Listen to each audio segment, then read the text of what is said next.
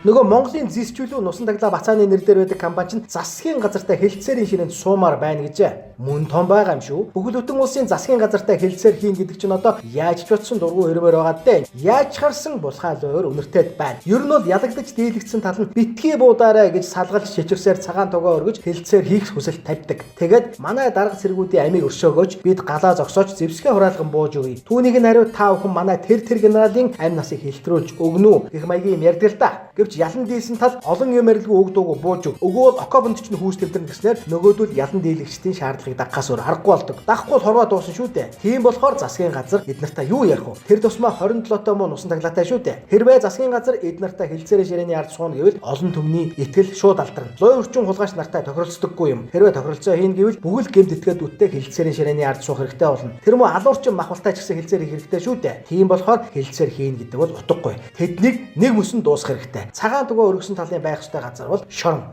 Ард түмэн үүнийг л шаардна.